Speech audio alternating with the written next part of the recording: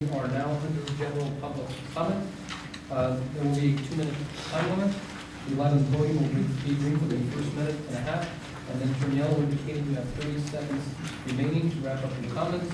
At 2 minutes, it will turn red and ring to indicate your time has expired. I will call the first 4 speakers to the meeting. Be prepared to come to the front. There is seating available for you at the front. And we have a list of speakers.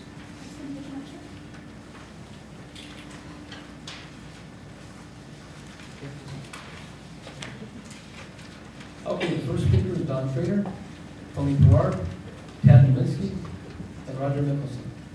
Again, once your name has been called, please come to the front and be prepared to speak. Welcome. If the Ferguson white cop, Darren Wilson, had killed an 18-year-old unarmed white youth, would the grand jury have indicted the cop? If the cop had been black, and if he had killed an unarmed 18-year-old white youth, would the grand jury have indicted the black cop?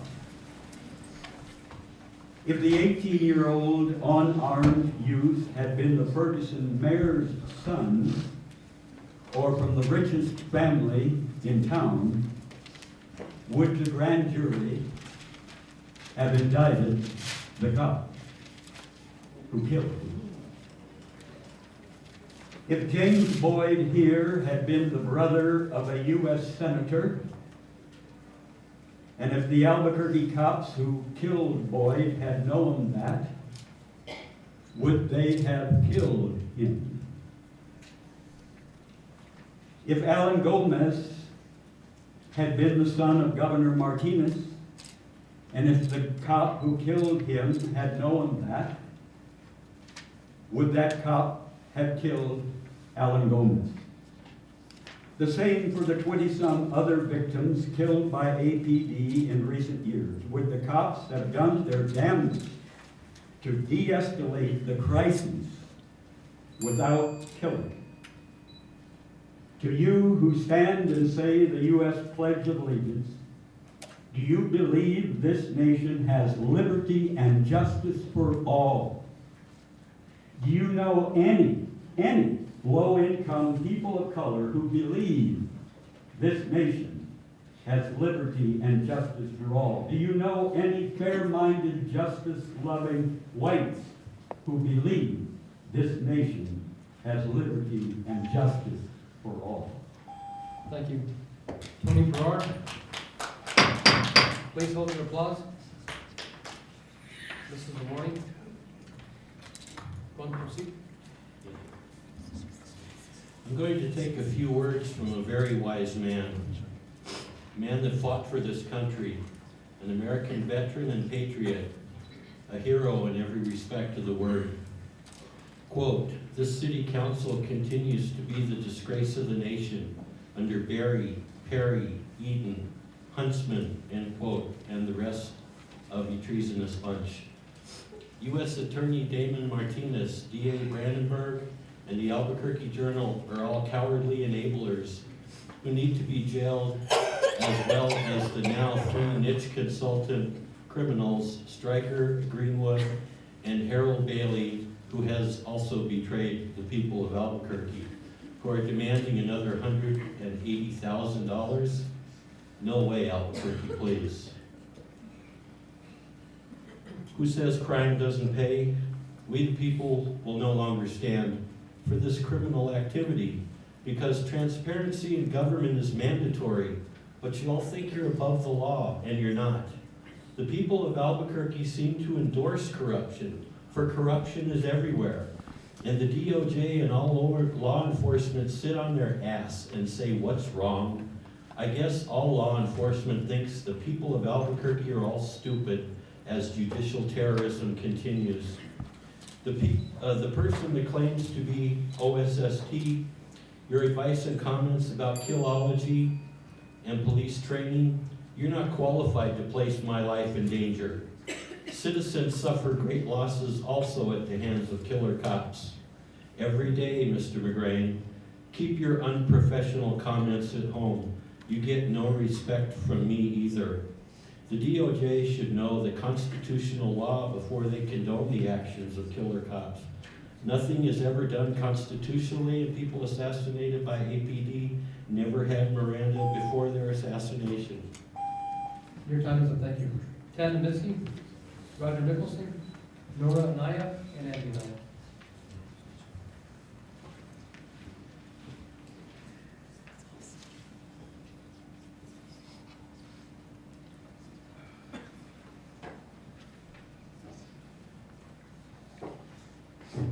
Okay, thank you.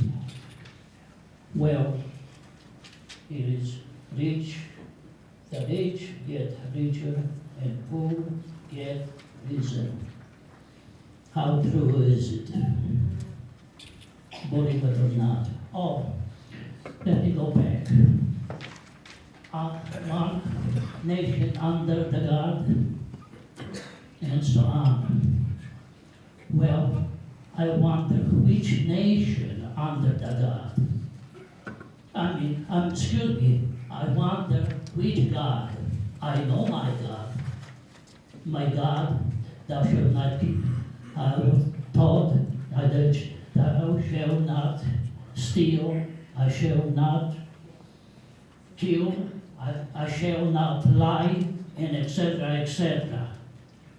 Are any of you believing in that city council? Are you living by? I have doubt. I do not believe it, frankly. I got 15 minutes, right? Now, you call my emotion. Anyway, your emotion, thank you. Now, two fiery. One quit, one killer quit last week, one was fired. Just last week too, and actually today I believe it. Well, are camera important? Absolutely yes. So far I am concerned, I feel better when I am one-on-one with cops, and I am very often one-on-one with cops lately. So everywhere who wear the badge should wear camera. Your time is Thank expired, you. thank you. Roger Nicholson, Nora Anaya, Andy Anaya, and Adrian Chavez. Good job, Jack. Please hold your comments, this is your second warning. Council President Sanchez, councilors. On Wednesday, as every month, the Albuquerque Police Department Officer and Detective of the Month will be recognized at a luncheon. They will also be honored at other community organization events for their dedicated service. While the complex and lengthy processes to reestablish mutual respect and trust between the police department and the community move forward, it's important that the achievements of good, positive, dedicated officers be acknowledged as a step towards a better future. We should all contribute to positive actions in this regard. So again, I'll ask that the City Council prepare and issue proclamations honoring officers and detectives of the month in recognition of their dedicated service. Thank you. Thank you, Nora Anaya, Andy Anaya, Adrian Chavez, and Christina Ford. And again, once your name has been called, you come to the front and be prepared to speak. Welcome, Ms. Anaya. Thank you. Council President and Council, I'm here to ask a favor for the homeless. There are a group of homeless that are wondering why they go up to the west side at night to sleep in from the cold and be put out at 4 in the morning. There's some questions about it that they're asking me, and I just need to know if they can have hot water, if they could not be, if they could be fed in the morning, and even though they put them out at 4, if they can at least get some kind of breakfast before they're let out. Some of the homeless are just trying to get by. They're people that have potential, they just can't be able to deal with some of the public, some of the workers that they try to work. They even keep their streets clean if they can. So I'm also advocating that maybe it's possible if they can get another porta potty there by the rail yard. And my friend Renee Garcia has been calling the city. They have been coming to empty their trash, but their trash gets full daily. If that's possible to get them to clean, get them to get one more porta potty, I think it'll suffice. I really feel that they're just people in need of some TLC. And if that can be done, that would be very helpful. I would really appreciate your time. Thank you, Ms. Anaya. Thank you. Andy Anaya, Adrian Chavez, welcome. Hi. They need all the help they could get. If you drive by there, you'll see how bad it is for them, how desperately they help. Thank you. Adrian Chavez, Christina Ford,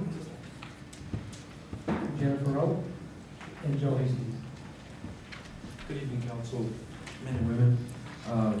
I was coming in today, I wanted to bring attention to an area in which I live in, which is in Councilor Benton's district. Recently there was a new luxury living apartment complex that was opened up. It's called the Silver Moon Lodge. The reason that I'm bringing this to your attention today is recently they started letting people move in, and that particular area is very heavily congested. I spoke with Brittany at the Silver Moon Lodge today because my concern was where all these people are going to park. I looked on the internet, they have 151 units, and that particular complex has only 49 parking spots. The last couple of days, getting in and out of that general vicinity has been a nightmare. There are people sitting there honking their horns, flipping people off, and I didn't know if Councilman Benton had an opportunity to address that at any point in time. I haven't seen or heard.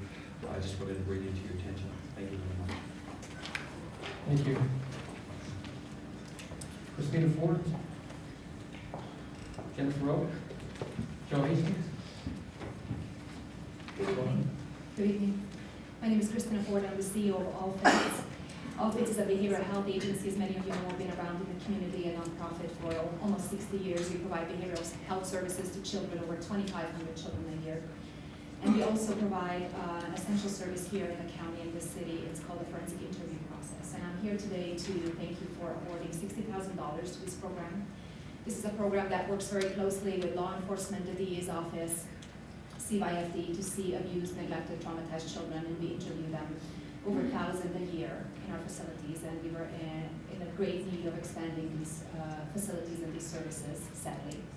So the $60,000 that you awarded this year, fiscal year 15, is going to serve to add another interview room and much needed and updated microphones and closed circuit video camera surveillance systems and an observation room for the officers who are part of this process. So I would like to thank you for that and invite you over to visit our facility if you have some time to see what we do there. Thank you so much. Thank you for your time and thank you for your work. Jennifer O. Hi, good evening. I'm here tonight to defend Officer Jeremy Deere. And want to let you know that Mary Hawks was no innocent victim. Okay, she was a notorious terrorist in our neighborhood. Okay, I live in what's called the war zone. Okay, I'm a poor widow. My husband was killed by a drunk driver. Excuse me, Jennifer, just one moment. Could you please, one sit down and come over to the left side, please? Sure. We're going to film this. I'll give her another 15 seconds. Okay. Let's proceed. You know, I've lived in this neighborhood for a while. I am, you know, trying to go to school and get my business going. So, you know, I live in a neighborhood where, you know, the rent's cheap, you know, easy to pay. But, you know, Mary Hawks was notorious in our neighborhood for being a terrorist, okay? And these are not innocent people that are, being shot by the cops, okay? APD, okay, very highly trained officers, okay? Ever since Officer Deere has been off the force, our neighborhood has gone down the drain. I mean, there's bodies stacking up everywhere. I want to tell you, my husband was killed by a drunk driver, okay? That was very traumatic, okay? But I'll tell you, this Black Friday, my cousin was killed out on Central in San Mateo, and that is the area that Officer Deere actually used to patrol. And, I'm tired of all these, people saying, oh, the poor homeless. Most of these homeless people are homeless because they're criminals. Okay, that's the bottom line. Okay, we have taxpayers in the city that need to be defended. Okay, there's a reason why people have nothing is because they don't want to try. Okay, I do believe, in charity and everything. I want to let you know something. Officer Jeremy Deere is an excellent person. Please, I am begging you, we need him back on our streets, please. Because our streets are just filled with murder now, ever since he left force. I mean, biggest kingpins in the city made sure that he was taken off the force, and they paid Mary Hawks to do it. So, thank you so much, City Council. You do an excellent job for our city, but please retain Officer Jeremy Deere. Thank you. Thank you, Joe Hastings, and the last speaker will be Donna Butters. Thank you, Mr. President. Council members, distinguished city representatives, and members of the public. I'm Joe Hastings from Explora, Science Center and Children's Museum of Albuquerque. I'm delighted to share some good news, some news of hope.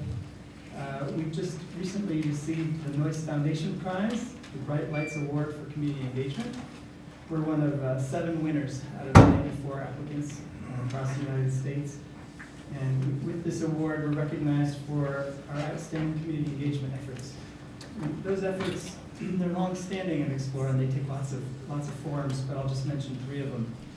Over the past 2 years, we've been engaged in community listening sessions with different groups all around Albuquerque, cyclists, Partnership for Community Action, neighborhood associations, moms group, first-time moms. With those groups and with others, we, as part of the second part of our 3-pronged approach, we provide these families free memberships, community partner memberships to Explora. And at this point, we have 13,000 families who get free memberships to Explora, 1-year memberships to use the place as they will. And as a third step with these different groups, we work together to co-develop programs with them. So for example, we do family science nights with Albuquerque Public Schools. And this year we'll see 15,000 kids with their aunts, uncles, cousins, and parents coming on Tuesday night and Thursday night, enjoying pizza and Country Time lemonade. And we go through a lot of pizza and Country Time lemonade. All this wouldn't be possible without your support, so I want to thank you, and I want to thank the mayor's office. We would be a shadow of what we are, and we provide a small fraction of the services we could to what's currently about 250,000 visitors a year. So thank you very much. Thanks for your time and coming down. Last speaker is Dinah Vargas. Good evening, everybody.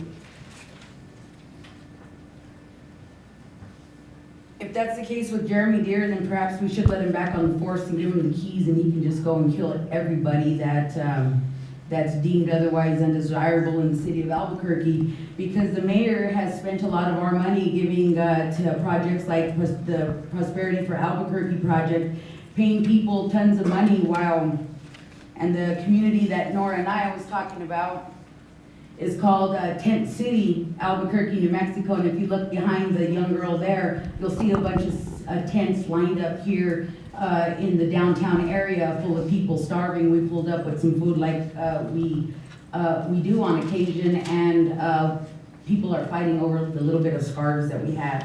Or we can just give $25,000 to Tom Stryker and Scott Greenwood, who wrote the United States Department of Agriculture consent decree, I think, right? The USDA consent decree, considering he was eating $53 steaks on the backs of Albuquerque taxpayers, and it was inspected by Taser International for $1.95 million, which is now under investigation by the city of Albuquerque because their equipment simply doesn't work. And so it was by design that they kept coming in here, and city council would keep asking them, these questions, and they give long and short convoluted answers, and basically at the end of the day, we're like, we need bigger stakes, man, and we don't need your approval. Simple as that. Y'all rubber stamped it, you know it.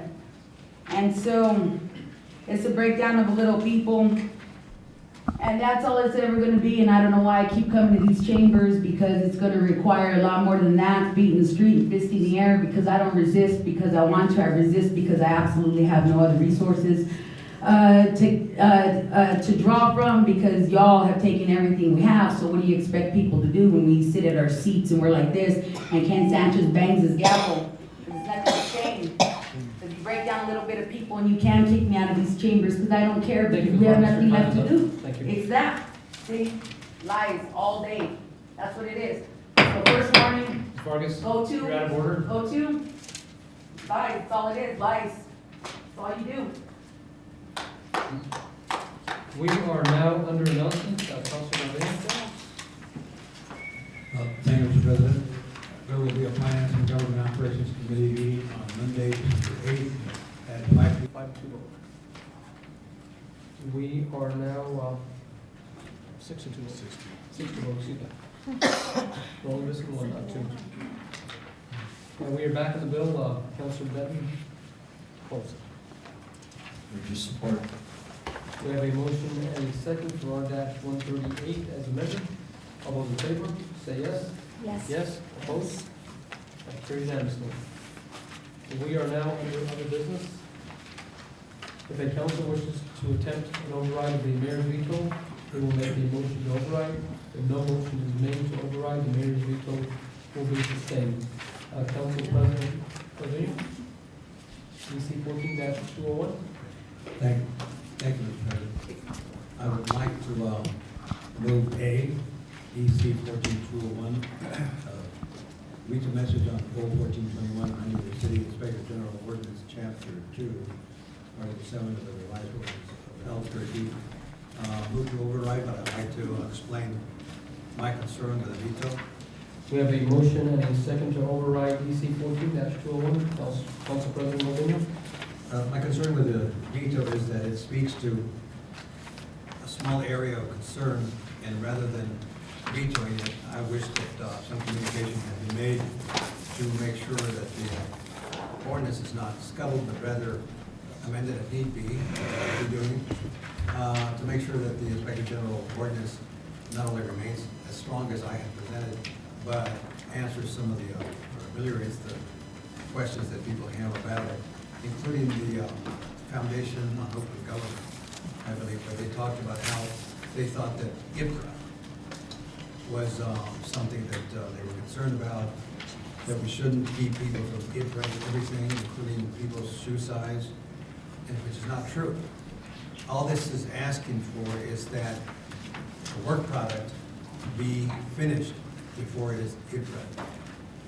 Case in point, if someone, and I've said this in other forums, and to FOG folks, that if someone wanted to come forward to report fraud and abuse, that they may not, if they think that it's going to be IPRA before it's even decided on. So it has a chilling effect on folks who need to report this. On the other hand, if the Inspector General is able to go forward with a work product, not have it be IPRA, and find out that in fact it was a frivolous, if you will, accusation, and that somebody's reputation would not be ruined because of that frivolous accusation, that that would not be IPRA at that point. And it would only be IPRA, or available for IPRA, after it was a finished report. Makes sense to me, and I think that with discussion, that we could come to a point where all of us would agree that those two concerns need to be taken into consideration before we just scuttle the whole thing. I'm open and have made an overture to FOG to discuss this, and I'm open to discuss it with the administration if they so wish. Otherwise, I would bring forward another ordinance that speaks to that, and maybe in some way ameliorates the concerns that they have. And I would ask the administration if they have a position right now, or if they're intent is to deny or discuss. Barry? Mr. President, first off, I want to announce the presence of Mr. Gerald Cardis, who is he's the chairman of the Accountability Government Oversight Committee. He is in the back of the room. I asked him if he wanted to speak. He said that he didn't have any direct comments to make, but he did want to be present. And he was here at the last meeting as well, in case there was any questions. I think I was at the last meeting of the Accountability Government Oversight Commission, and there was some discussions about what was said at the last city council meeting, whether the AGO actually supported this ordinance or not. And Mr. Melendez made some comments, and then the councilor made some comments, Councilor Garduno. And I think it may have been possible for people to think that the AGO did support this ordinance, and there was really never any formal action of support or dissupport for that matter. But I think it's important to clarify that record. Mr. President, as Councilor Garduno asked the comments, we would absolutely be willing to talk about some potential revisions to the ordinance itself. But when we're talking about IPRA issues related to it, and I agree with you in principle to the extent of if you had an administrative investigation and you said, okay, Foundation for Open Government or IPRA proponent that is seeking the information, we don't want to give it to you, but we have to basically complete the investigation first. That's not the way IPRA works. The reality is that administrative investigations share no sort of statutory exemptions. You could argue that in a criminal investigation, under the the exemption that's statutory, that involves closed investigations, that once they're completed, that they have to be turned over. But there's no similar parallel for administrative investigations. Now, could you get state to change it under the IPRA law? Perhaps you could lobby the state legislature, but there's really no foundation to do that now. And I think one of the concepts is that, you know, these records are not your records, they're not my records, they're the public's records. That's what the courts have said regarding these public documents. And to the extent of there's a good reason to withhold them, there's privacy issues, there's name clearing rights, there's liberty interest, those are all valid points. But they've never been recognized or addressed one iota by the New Mexico legislature that sets the state law and state policy on this issue. To that extent, when we conduct an administrative investigation, that's where this has come up, I think, regarding employee misconduct. And when you talk about misconduct, you could have the misconduct of the employee, additional employees that are involved with it, supervisors, you know, in the city as a whole. We have a responsibility, the administration, to conduct an investigation immediately so that we can basically provide the council, the mayor, the public, vis-a-vis through the media, what we know about the case. And then we have to conduct a thorough investigation as well. We also have to preserve evidence, prevent it from, if it has the potential to continue on an ongoing basis, theft, loss of property, discombobulating behaviors, drug dealing, things like that. It has to be stopped there. And so there's several interests that the administration and myself as the city manager and the department directors would have to take in those situations. That is all subject to IPRA, basically, unless it's done within an exception to it. And that's the same thing that the Inspector General has to deal with too. And so to that extent, I don't disagree with you with what you're saying, Counselor, and I think it makes sense if there was an ongoing administrative investigations exception, but there isn't. And that's where we're at. And so, we'd be glad to talk about it, and we've talked about it before, and we also had this come up before the, I don't know if it was the Guidelines Committee or one of the committees that you and I and Councilor Gibson sit on. It was on legislative agenda and the like. And I just think that it's a very difficult subject to continue to broach for purposes of credibility when you're approaching legislators that have difficulty with this, because when you talk about exceptions to it, it's tantamount to talking about public government secrecy. And I know that's not the reason why, but there's a lot of people that don't like talking about that. It's kind of taboo up there in Santa Fe, and probably here, and certainly in our office as well. We shouldn't be talking about secrecy. And to that extent, we made a conscious decision and a formal vote not to support legislative action to start peeling back this onion and providing more secrecy and less transparency. Thank you, Council sir. President Rodriguez. Thank you, Mr. Sanchez, Councilor Sanchez. And I appreciate what you just said, everything you said. The only thing is that when is IPRA allowed and when is IPRA not allowed? For instance, if the CAO decides to send a case to a private investigator, that's not IPRA, because it's a private investigator. Does that mean that the city is now in the business of moving the work that it could do by itself to a private contractor? I mean, is that our interest? Mr. President, Councilor Gardino, it's a good point, and it's really not the administration of the CAO. It's when the city attorney basically has been contacted and says, we have a situation that could involve civil litigation, employment litigation against the employee, potential lawsuits from other interested parties and the like. At that point, the city attorney can use agents of the city attorney within the work product exception, which is recognized by IPRA, to basically conduct the attorney's investigation of the status of the case and how to deal with the legal implications of it. I didn't make the law, it's just the way it is. Mr. Perry? Yes, sir. It seems like the discussion that we've had in the past also revolved around the fact that in the past, one of the genesis for this legislation was that the Inspector General was carved out of the process because many of the cases were directed towards private investigators.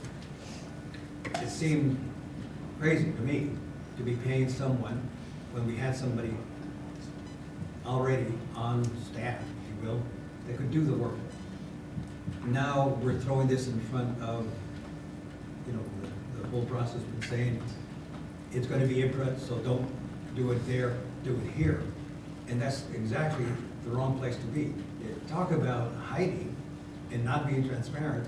I think that's one of the worst bits of non-transparency that I can think of. Plus, I hear and see emails come to me daily, many from people who are very disgruntled because they have IPRA information from this city, the administration. It is now months before they've got any kind of answer. So is IPRA something that happens right away, doesn't happen ever, or what is the timeline for it? And why are we so afraid in one situation but not afraid of holding information in other situations? And why is the public so concerned about their IPRA requests that have not been answered? And we are saying the only reason we don't want to do this, the way it sits as an ordinance, is because we don't want to be seen as being non-transparent. When in fact, we are being non-transparent when we don't respond to IPRAs. Mr. President, Councilor Gardino, it's interesting that we're the largest local government in the state of New Mexico. We are affected probably more so than any other local government in the state. No one's ever done a study to look at the impact, the cost, and the resources that are attributable to IPRA and how cases get processed through IPRA. We asked internal audit to do that. Ms. Yamashura and her staff conducted a report recently, and I hope some of you have seen it. The city of Albuquerque receives about, I think it was an 18-month period, 8,800 inspection of public records requests.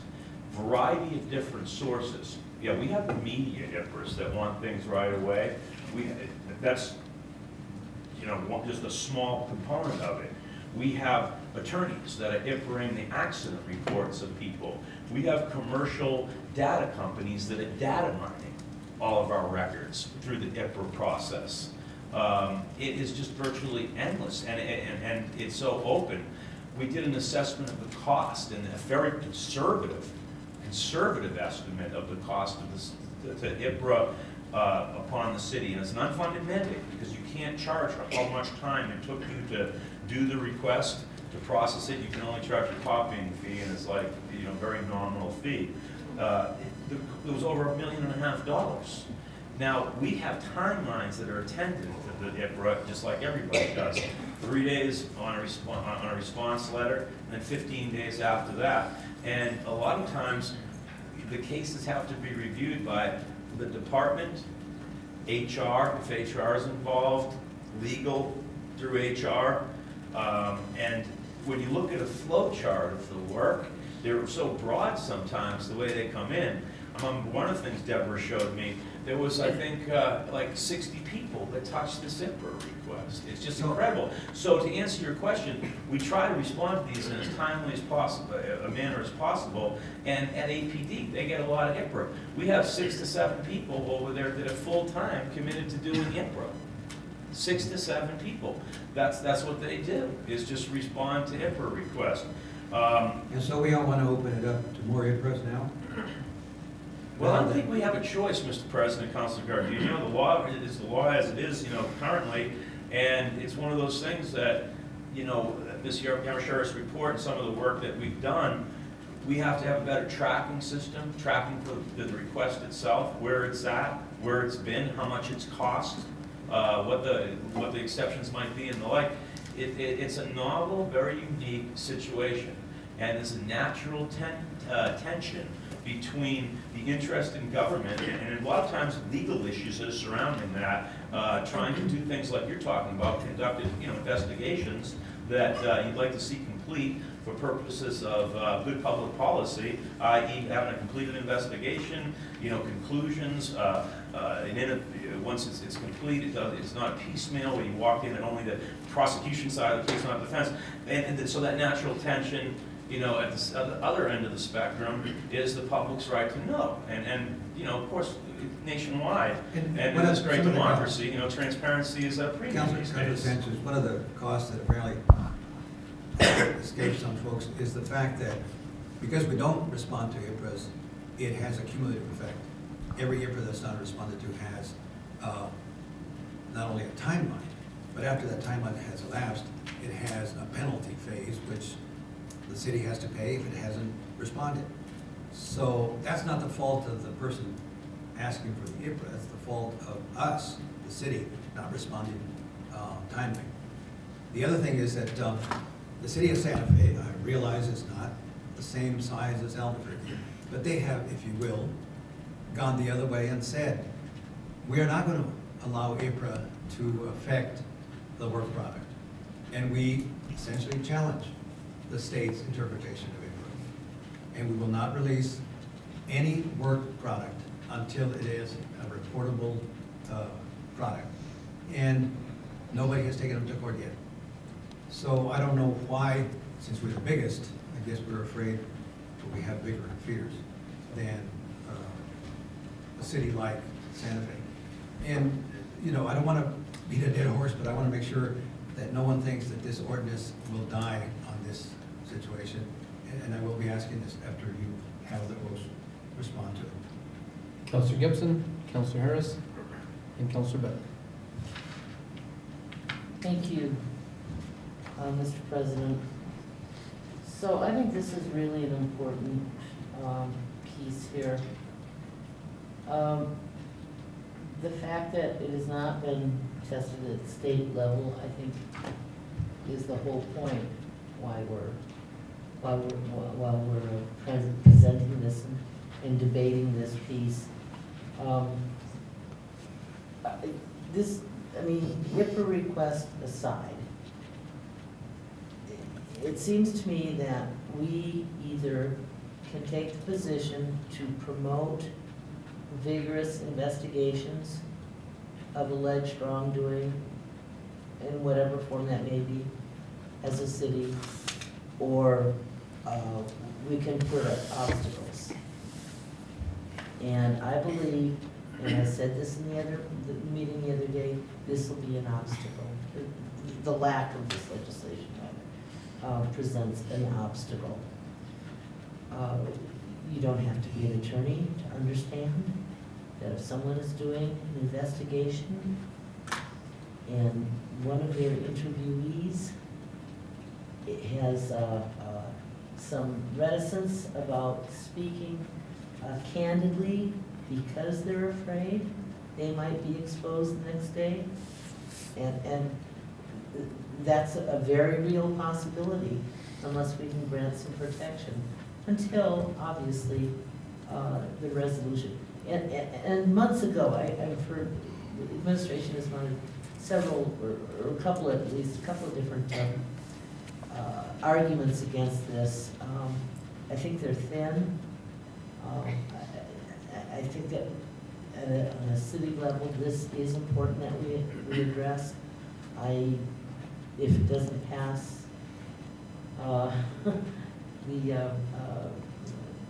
the veto tonight, we'll be seeing it again, and we'll be dealing with this again at some point.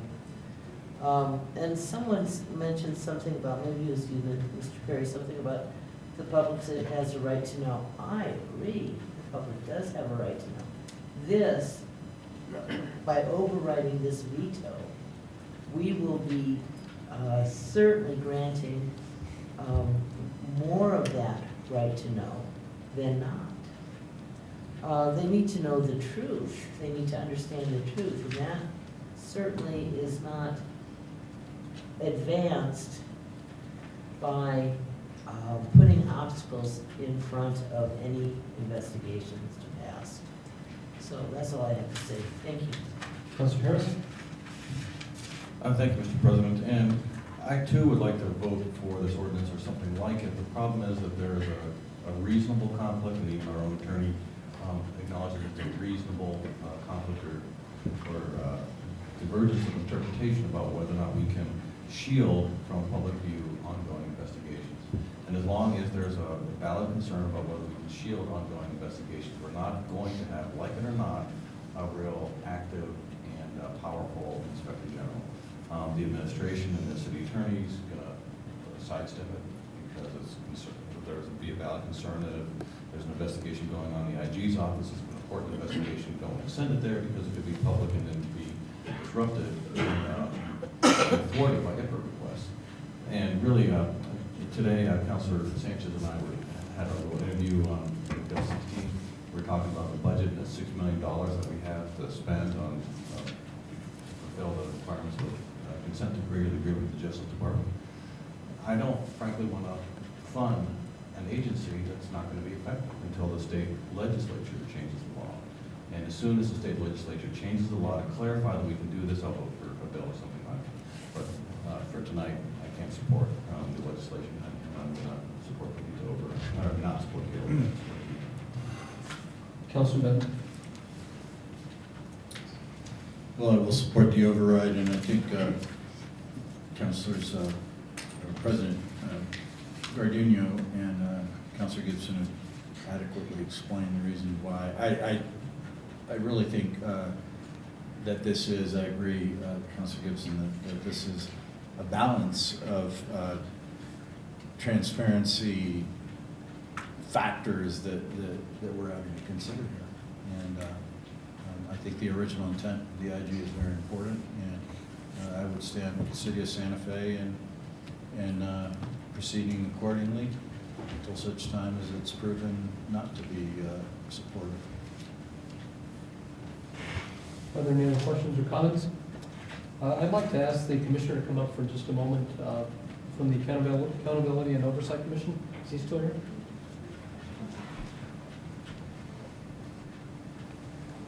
Mr. President, Chairman of the Accountability Government Oversight Committee, Gerald Cardis, will be joining us at the podium momentarily. Mr. Cardis goes by the name of Jerry, his first name. Thank you, Mr. Chairman. We look up to the Accountability Commission to make recommendations to this council on the Inspector General. You know, I feel that this office is vitally important to the city of Albuquerque. You know, the purpose of the Inspector General is to combat waste, to combat fraud and abuse in operations within the city of Albuquerque. And I know that you're looking at some direction from the council, and it seems like nothing has been done for the last couple of years, and I'm very concerned for this office, and I want to see this office continue, because I think it's very important to the taxpayers of this community, and we are expending about $800,000 in this budget. What is the position of your committee and your commission? Mr. President, the position of the committee is that we ask the council to, in a sense, rewrite the ordinance so that we could have a more effective office. I want to be very, very clear that we never asked for added confidentiality. We didn't ask for secrecy, as was mentioned. We basically support the law. I mean, we don't want to go to a position where we're putting the city into jeopardy with existing law by requesting something that is, in a sense, against the law. Do I sort of concur with some of the comments that were made? Of course. I mean, but I'll just go back to the law is the law. I am not a lawyer, I'm an accountant. So I really can't comment to how the city of Santa Fe might deal with it, or we in the city of Albuquerque might deal with it if you were to override the veto and pass the ordinance. We did request that the ordinance be rewritten so the office could be run more effectively, more efficiently, and more independently. That is what we requested. And I think that's what we are trying to work on. That was one of the reasons for this bill coming forward. Again, this has passed the muster in Santa Fe. It's not been tested in court. And I think that's where the big question lies. You know, are we going to sit back and allow nothing to happen? Or are we going to support this position? I mean, if we look at the Inspector General, Lois Lerner worked for the Internal Revenue Service, and it was an Inspector General that basically found the 30,000 missing emails that basically cost her job. And now she's pleaded the fifth not to testify in Congress. But I think that's how important an Inspector General is at the local level or at the federal level. We need one. We need one to work for the citizens of our community and basically try to avoid any abuse and fraud that's taking place. And I want to thank you for your work and your committee members for their work, because I think that's how important this position is. Again, this hasn't been tested in the district courts, and hopefully one day it will sooner. We can go back to Santa Fe and make it a legislative priority, because I think it needs to be. Because the intention of the original sponsor of the Inspector General was to assure that the citizens of our community were protected. Are there any other questions? Okay, we have a motion and a second to override a veto message, EC 14-201 on 014-21, and this will require 6 votes. All those in favor, raise your hand and say yes. Yes. It's 5 votes in the affirmative. No? No. 3 in the negative, and it fails on a 5-3 vote. We are now under item B, Councilor Gibson, EC 14-202. All those in favor, say yes and raise your hand. Yes? Yes. Opposed? No. That's a 5-3 vote, so it fails. We are now on the next item, and this is another veto message. Councilor Gibson, EC 14-204.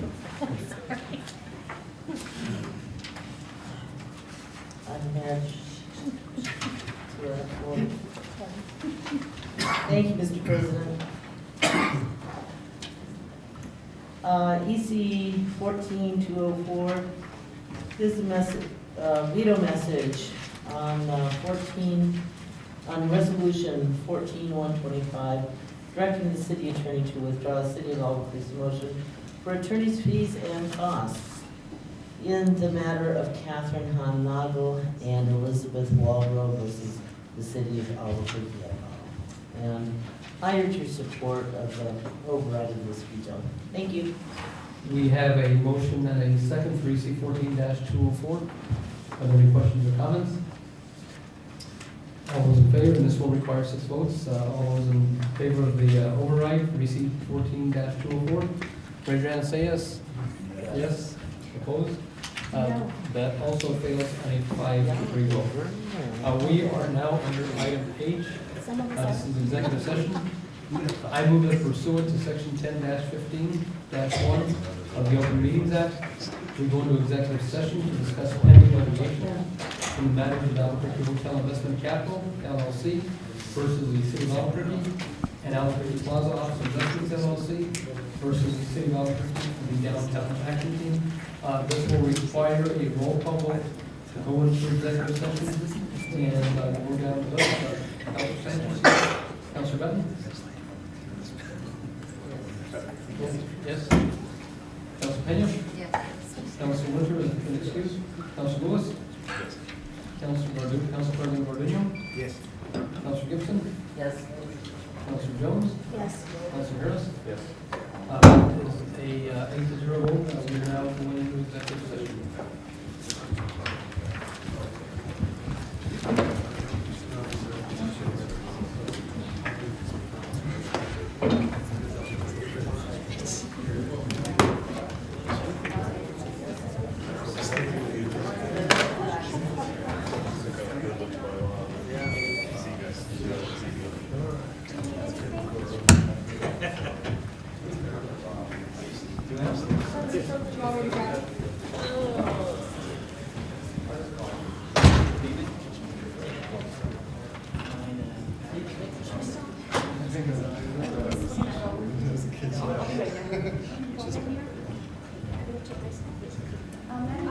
Maddie will be here. Okay then, thank you.